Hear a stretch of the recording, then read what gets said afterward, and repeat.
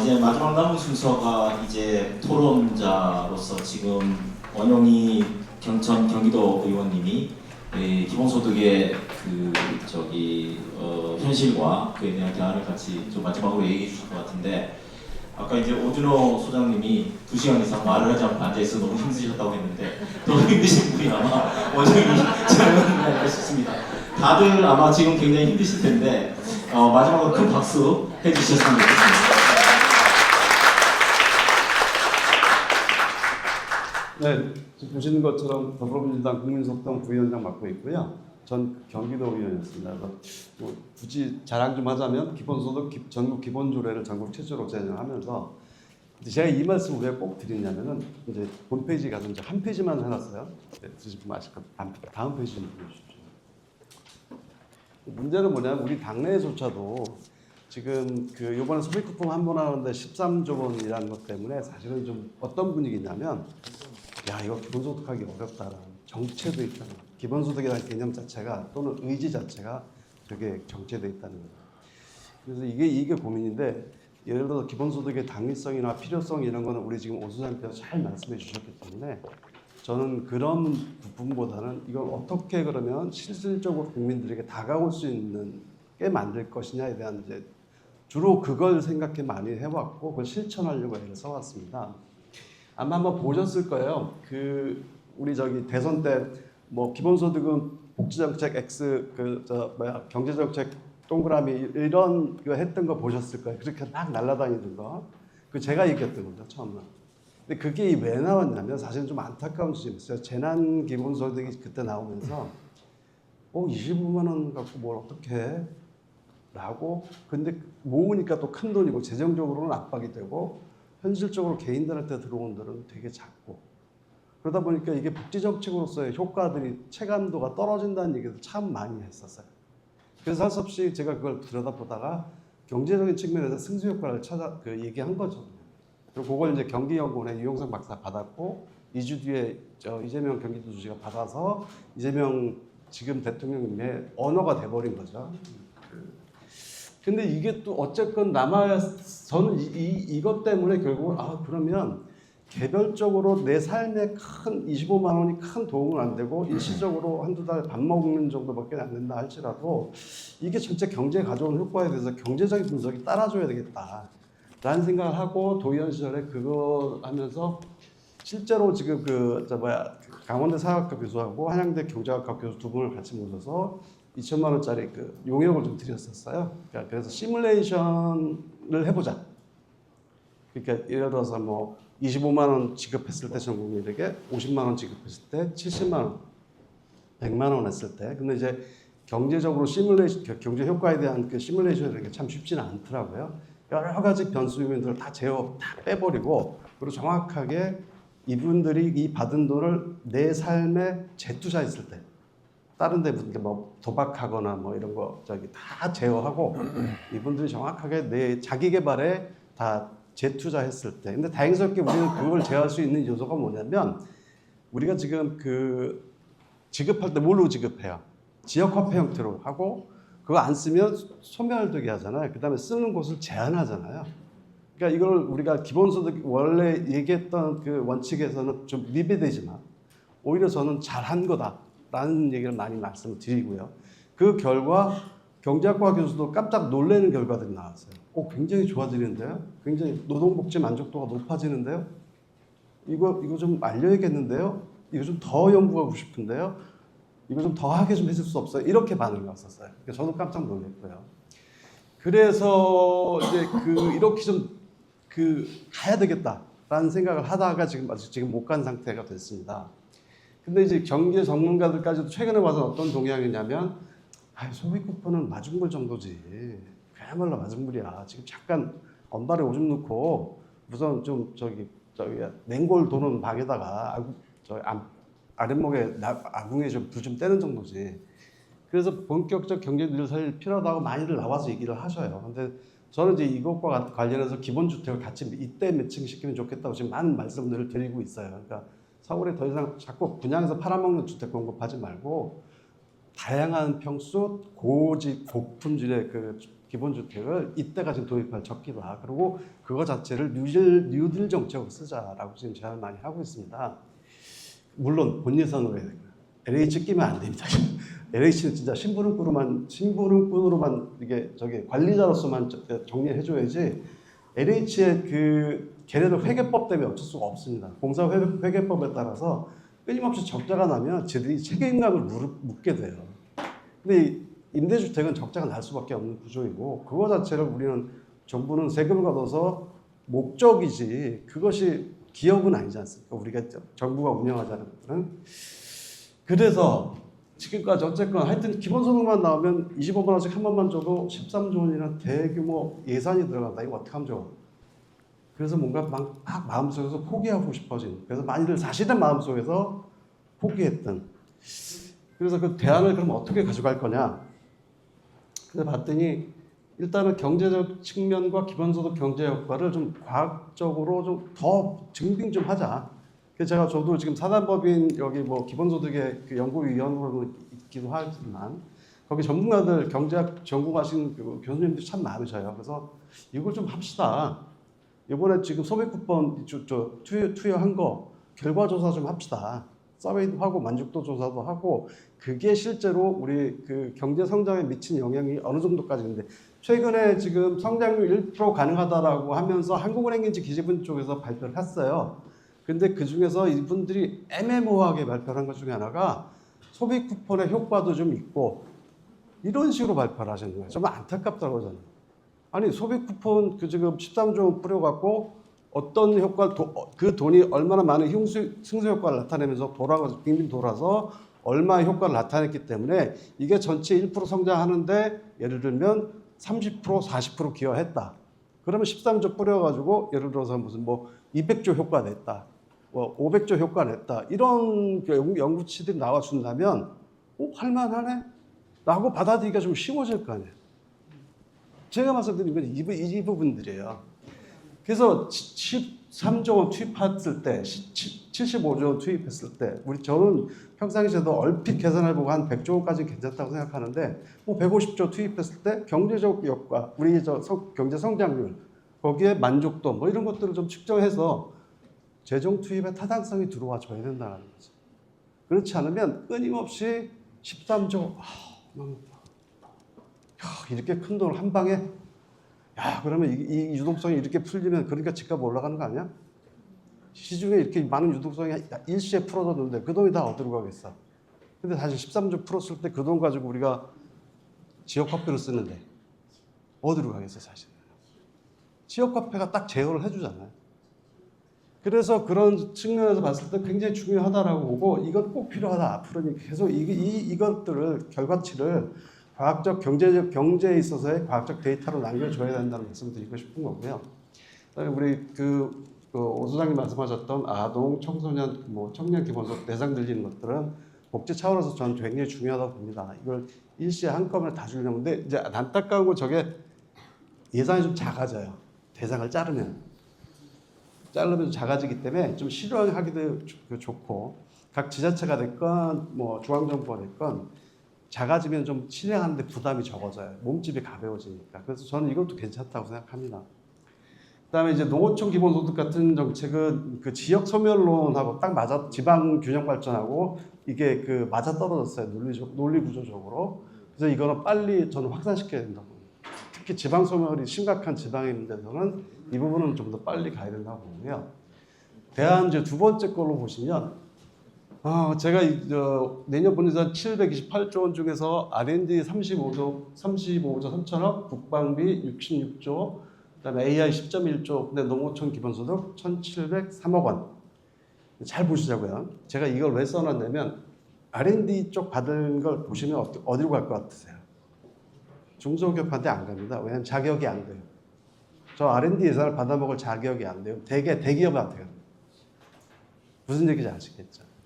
그 다음에 국방 예산 66.3조 좀 보시자고요. 저 돈 중에서 저 군인들 인건비 얼마나 차지할까요? 그런 거 하고 한화오션이 잠수함 건조하는 비하고 따져보시자고요. 대개 저 비용에 대다수가 얼마나 갈까요? 제가 보기에는 한 3, 40조는 가지 않을까? 라고 생각을 해요. 대기업에게. 잘 보셔요. 그 다음에 AI 쪽도 보세요. AI 컨소시엄 이루는 그룹들 다 누구예요? 되게 네이버라든지 이런 대기업들이죠. 이게 지원금이 됐건 연구 자금이 됐건 저기서 얼마나 그 대기업을 가겠습니까? 반 이상을 갈 거라고. 그러면 이게 분야별로 이래서 과기정통부 또 뭐 그 금융을 다루는 기재부 은행들 난리잖아요. 몇 조 원씩 맨날 돈 잔치하고 빚 갖다 우리 저 가처분 소득 다 없어지잖아요. 그거 갖다가 받쳐주면서 그 은행은 돈 잔치하고 있고 계속. 저는 이것들을 공표하자라는. 이 돈들이 다 어디로 갔냐? 그러니까 되게 이제 저는 이제 뭐 기초의원, 광역의원만 해가지고 하는데 어쨌건 이 집행부 공무원들이 가져오면 메인스트림으로 흘러 들어가는 돈들에 대한 사업 보고를 잘 안 해요. 그리고 짜잘한 특이한 것들 몇 개만 해요. 공무원들이 와서 보고할 때 보면. 근데 그 주로 메인스트림으로 가는 그 돈들은 되게 특히 국방부하고 보안을 요하는 거라고 국회의원들도 자료를 잘 안 준다고 합니다. 되게 막아서고. 그래서 그런 자료들 봤을 때 보면 이제는 사실은 좀 공표해야 되겠다. 그러니까 사업 내용을 봐야 된다는 거죠. 그러니까 우리는 맨날 예산 그러면 무슨 사업 타이틀 제목만 꺼내가지고 그것만 보여줘요, 대개는. 그래서 뭐 이번에 이제 전반적으로 R&D 투자가 얼마가 들어가고 이렇게 보는데 그 디테일하게 내려가서 그 돈들이 다 어느 쪽으로 가는지 그게 누구의 호주문으로 들어가는지 한번 했으면 좋겠다는 거죠. 예를 들면 우리 대우 조선해양이라는 아주 오래된 회사 있는 거 아시죠? 조선사. 그거 죽었다 살았다 하면서 막 그 금융권 들어간 거 아시죠? 3.7조 원 토탈로 들어갔어요. 근데 하나오션이 얼마 해가지고 왔어요? 2조 원 해가지고 왔어요. 엄청난 얘기 지금. 근데 이번에 미국하고 또 마스간지 조선 사업 한다고 또 거기서 다 가지고 가잖아요. 그리고 이번에 하나오션이 맡았어요. 그러니까 어마어마한 혜택이 와 있죠. 두 번째는 뭐냐? 저는 그거 뭐 국방 그렇다고 지치를 하지 말자는 거 아니고요. 그다음에 그것들 해서는 안 된다. 뺏어오자 그것도 아니고. 자, 그러면 어떻게 될 거냐? 그분들은 어쨌건 우리 대한민국이라는 그 정부에서 국민들이 다 같이 낸 세금으로 그만큼 혜택을 입어서 가져갔잖아요. 그럼 노블리스 오블리주 해야죠. 그 법인세, 법인이 수익이 났을 때 다 자기들 비용 떨어내고 남는 수익이 났을 때 내는 게 법인세잖아요. 그것마저 윤석열 통해서 줄이려고 아주 난리를 쳤었죠. 계속 22.5%까지 내려가 있었어요. 법인세 조금 올린다고 될 일은 아니고 제가 보기에는 그 이상을 좀 노블리스 오블리주 해라 라고 전 국민들이 얘기했을 때만 이 사람들 들어요. 그리고 절대로 이 숫자 뒤에 감춰져 있는 사실적인 관계, 심지어 우리 사회에서 아직도 독점적 위치를 가지고서 드러나지 않은 곳에서 독보소처럼 사업을 유지하고 있는 분들 굉장히 많아요. 단적인 예로 하나 들어볼까요? 우리 지역에 가면 도시가스 업체 있죠. 지역적으로 다 독점이에요. 거기다가 그분들은 또 막 어쩌고저쩌고 하면서 그 도시가스값 올리거나 관 설치하는 걸 자기들이 해야 될 것들을 지역 주민들한테 그거 저기 지방의원들한테 좀 얘기하셔요. 예산 마을 발전 위해서 하라고. 그냥 앉아서 그 가져가는 수익이 어마어마해요. 두 번째는 예를 들면 농수산물 우리 거래시장들 가보시면 뭐 구리에도 가보면 있죠. 거기 독점이에요. 근데 거기 그 시장은 농민들이 죽던 이쪽 소비자가 죽어나가든 상관없어. 거기 수술만 먹으면 돼요. 안 바뀌어요. 그럼 그런 데들은 당연히 좀 노블리스 오블리주 해야죠. 뭐 법인세 냈으니까 나 끝이야. 그 다음에 또 뭐 떨 거 다 떨어. 법인세 내기 전에. 그런 것들에 대해서 얘기를 좀 했으면 좋겠다는 거고요. 그 다음에 이제 우리 오준호 소장님께서 배당력 국부펀드 말씀을 하셔서 제가 그 국부펀드 자료를 찾아봤더니 역시나 산업은행 설계했어요. 이번에 배당 우리 쪽 일반으로 돌아올 기금 없습니다. 그러니까 민간 투자가 더 많고요. 그 민간을 먼저 투자해서 수익을 가져가게 돼 있고 공공의 역할만 지금 딱 밑에 깔아놓은 거죠. 설계 자체가 산업은행에 있으니 이거는 마인드 자체가 이 대한민국 국민에 대한 마인드가 없는 거죠. 그냥 자본주의 경제 시스템에서 산업 구조를 대기업 위주로 재편하는 거에 더 강화시키는 거에 제대로 충성하고 있는 거죠. 마지막으로 한 가지만 볼게요. 요 농민 기본소득하고 제가 요거 농촌 기본소득 구분 좀 해주십사 하는 것들인데, 농민 기본소득은 사실은 제가 쌍수를 들어서 그때 이재명 대통령 지금 그때는 경기도지사님이셨죠? 대놓고 반대를 했습니다. 그래서 뭐 난리가 좀 났었는데, 농민들은 직업군이잖아요, 직업군. 그래가지고 그때 이 농민 기본소득 해주자는 소리가 나오자마자 특수고용 노동자 해주자, 무슨 뭐 문화예술인 소득 좀 해주, 기본소득하자, 또 뭐 장애인 기본소득하자, 이런 게 우죽순처럼 나왔었어요. 저는 이거를 뭐라고 생각했냐면, 이거 농민 기본소득 하는 순간 기본소득 없어진다, 망한다, 이렇게 하면 안 된다, 이거 절대. 왜냐하면 직업군이 경기도에서 농업인이 3%밖에 안 돼요. 그 나머지 97%가 다 혜택 받으려면 직업군이 30년이 돌아도 안 돼. 예산도 안 돼. 그래서 이런 식으로 이거 조심해야 될 게 이거고, 농촌 기본소득은 바로 오케이가 될 수 있었던 거는 소멸지역도 하나를 지정해서 그 구역 내에 사시는 분들께는 다 드리자는 거거든요. 그러니까 이건 이의제기할 게 없어요. 그래서 차라리 이거는 농어촌 기본소득으로 가는 게 맞다라는 것들을 방향을 정리해 드렸어요. 물론 요건 제가 다 먹었습니다. 근데 그것과 상관없이 결국은 그 내부적으로 토론 과정에서 점점점 제가 지적했던 것들에 대해서 아마도 여러 가지 내용이 있었던 걸로 알고 있고요.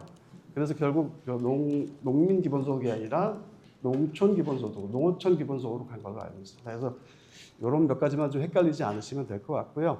나머지는 저도 이걸 위해서 지금 계속 연구 자료를 만들어 내고 발표도 하고 뭐 또 제 유튜브도 만들고 하고 있습니다. 그래서 약간은 조금 복잡하다고 생각하지 마시고 조금 한 발짝 깊이 들어오신다, 이렇게 생각해 주시면 감사하겠습니다. 고맙습니다.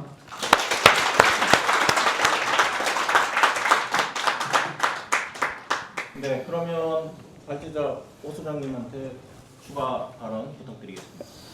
네, 원장님 감사합니다. 앞서 우리 강 의원님 발표하실 때도 제가 역시 이렇게 정책을 또 많이 다루셨기 때문에 되게 구체성이 있다 하고 많이 배웠는데, 원 의원님 토론도 구체적으로 좋은 지적을 주셔가지고 저 역시 좀 고민할 것들이 많이 생겼던 것 같습니다. 작년에 이제 전 세계적으로 기본소득을 주면 어떤 경제적인 효과가 있을까라고 하는 뭐 연구가 캐나다의 모 대학에서 있었는데, 그때의 연구 결과가 대략 그 세계 GDP가 130% 증가한다, 뭐 이런 이야기가 나왔습니다. 1달러를 투입하면 적어도 4달러 이상의 경제적 효과가 나온다. 물론 뭐 이거는 이제 빈곤국도 다 포함되는 것이기는 하죠. 그런데 이제 계산에서 흥미로웠던 점들은 환경 유해 산업에 지금 많은 보조금을 주고 있는데 이걸 다 폐지하고 이것을 재원으로 쓰자. 그러면은 빈곤과 환경 파괴를 함께 해결할 수 있다라는 식이었습니다. 그래서 기본소득의 재원 마련 혹은 기본소득의 경제적 효과는 그 기본소득이 가져올 수 있는 뭐 직접적인 소비 증대 효과도 있지만, 그 기본소득이 사회를 어떻게 바꿔내느냐에 따른 장기적인 효과들도 있는 것 같습니다. 먼저 경제적 효과를 제기를 해주셔서 짧게 답변을 드리고, 몇 가지 이제 아까 토론문에서 질문 내지 뭐 의견을 주신 부분들에 대해서 뭐 간단하게 언급을 좀 드리겠습니다. 직접적으로 기본소득이 주어지면은 당연히 이제 소비 승수 효과가 발생하니까 투입된 재원보다 큰 효과가 나올 것이라고 생각합니다. 사실 지난 코로나 재난지원금 때는 이재명 지사가 경기도지사로 있으면서 경기연구원에서 빠르게 이에 대한 분석을 했었는데 조금은 크게 효과를 본 것 같긴 해요. 거의 한 180% 효과가 있다. 1만 원 주면 1만 8천 원의 효과가 있다는 식으로까지 분석을 했는데, 또 KDI에서는 뭐 사실은 한 60% 정도다라고 해서 준 것보다도 못하다는 식으로 또 분석하기도 했습니다. 뭐 이것은 분석의 방법을 어떻게 하느냐에서 다른 문제기는 하지만, 근데 이러한 논란에 대한 뭐 실증적인 반박이 이번에 민생회복 소비 쿠폰을 줬더니 3분기에 사실상 그만큼 경제 성장률을 견인한 걸 나타내지 않습니까? 연구가 좀 필요하지만은 이것의 경제적 효과를 부정할 수는 없을 것이다 생각합니다. 그런데 더 중요한 것은 장기적인 효과입니다. 장기적인 효과는 기본소득을 줬을 때 시민들의 건강이 개선되죠. 범죄율도 떨어지죠. 사람들이 창업에 나서고요. 자기 개발을 합니다. 생산성이 증대될 것이고요. 아이들에게 투자되는 돈은 장기적으로 아이들에 대한 사회적 투자일 겁니다. 또한 기본소득을 지급하기 위해서 재원을 어떻게 마련하느냐. 예를 들면 탄소세를 도입을 해서 탄소 배출 기업의 탄소를 감소시키고 대신에 녹색 에너지, 재생 에너지를 늘리는 방향으로 이러한 정책이 작동한다면은 이것은 또 다른 또 장기적인 효과를 가져올 겁니다. 그래서 사실 이 경제 효과를 측정할 때 또 하나 중요한 점들은 장기적이고 사회적인 효과를 잘 측정할 수 있는 지표를 만드는 거라고 생각이 듭니다. 지금의 이 GDP 중심의 지표는 보수적인 해석에 가까울 수밖에 없어요. 예를 들면 기본소득을 주었을 때 부정적인 효과가 발생한다라고 하는 좀 줄경제학적인 해석들을 보면 기본소득을 주니까 저임금 노동자들이 일을 그만둘 거다. 그러면은 그만큼의 부정적인 마이너스 효과가 있지 않느냐라는 식입니다.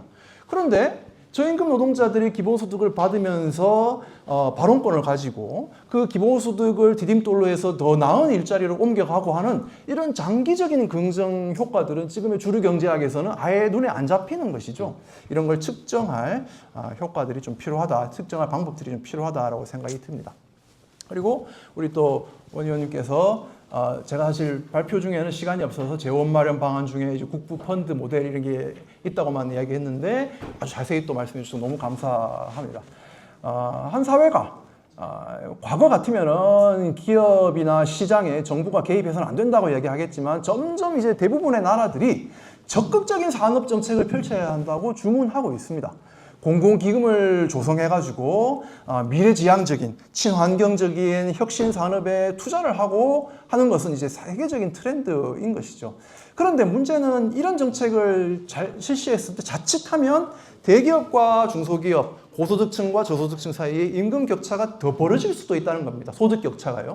그래서 국가가 펀드를 조성해서 새로운 산업에 투자를 한다면 그것의 지분을 아예 획득해가지고 배당으로 나눠주자라고 하는 제안이 점점 많이 지금 설득력을 얻고 있다. 어제 그 젠슨 황 대표가, 엔비디아 대표가 한국에 GPU 26만 개를 공급한다라고 얘기하지 않았습니까? 신자유주의적인 논리에서 아니 시장에 그냥 내버려 둬야 되는 문제인데 지금 이재명 정부가 적극적으로 이제 개입을 하고 설득을 하고 해서 26만 개나 되는 GPU를 획득을 했습니다. 그렇죠? 국가의 어떤 역할이 있는 거죠. 지금 GPU는 주문한다고 바로 살 수 있는 것도 아니죠. 최소 1년, 20만 개 이상의 GPU라는 것은 뭐 몇 년이 걸릴지 모르는 겁니다. 이 GPU를 정부가 역할을 해서 우리 기업에게 분배를 하면 우리 기업들은 짧게는 1, 2년, 길면 한 10년 가까운 이 개발 시간을 줄일 수 있는 겁니다. 이것이 돈으로 환산하면 몇 조 원이 될지 모릅니다.